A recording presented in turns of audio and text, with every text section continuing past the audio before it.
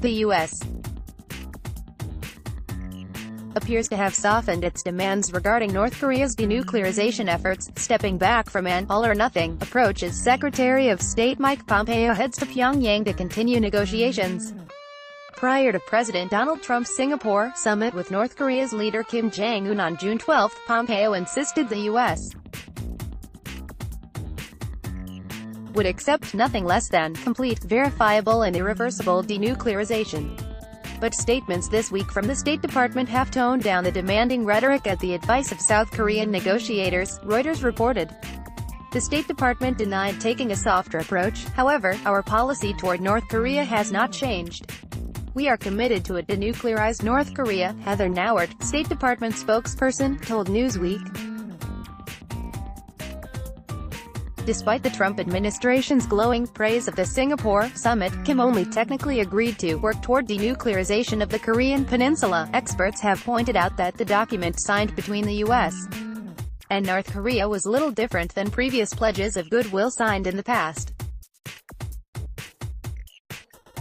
with numerous reports suggesting that Pyongyang has moved to further develop its nuclear and missile facilities following the summit, instead of destroying them as Trump suggested it would. Many have raised questions about the viability of the negotiations bringing serious results.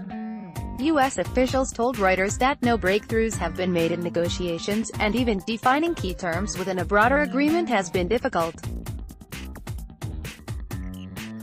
Instead, the Trump administration appears to be taking an increasingly soft approach in hopes of nailing down an agreement.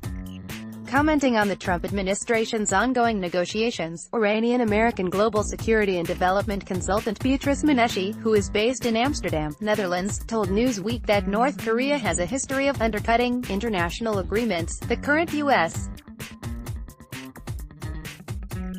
administration refuses to look at the past and assess the current situation for what it is, a cheap hat trick that can cost world peace, Menashe said. Referring to the current dialogue as a peace process show, Menashe suggested that Pyongyang could be using this as a cover for ongoing weapons development.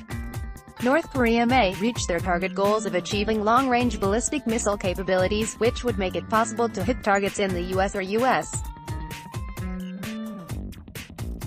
military installations throughout Asia. This would, ostensibly, be a much larger bargaining and security chip than they have now, Menashe added.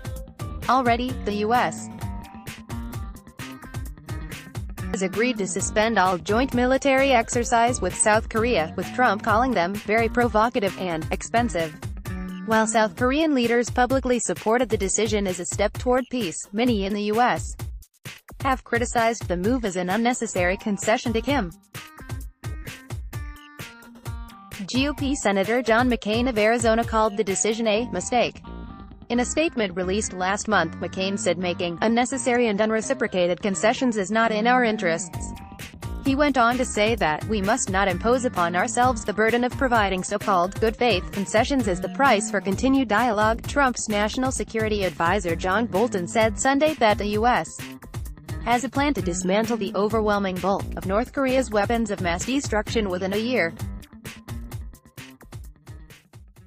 Pompeo will likely present this proposal during his meetings in Pyongyang on Friday and Saturday.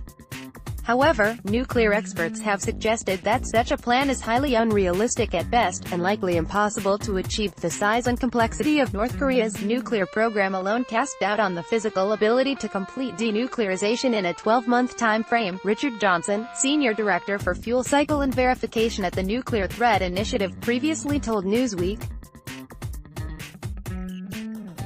He explained that such a rapid timeline would also be contingent on North Korea disclosing all information about its programs and facilities, although Trump has consistently presented his meeting with Kim as a positive moment. The world. He also admitted to Fox News on Sunday that the agreement he reached with the North Korean leader could collapse. This article has been updated to include comment by the State Department.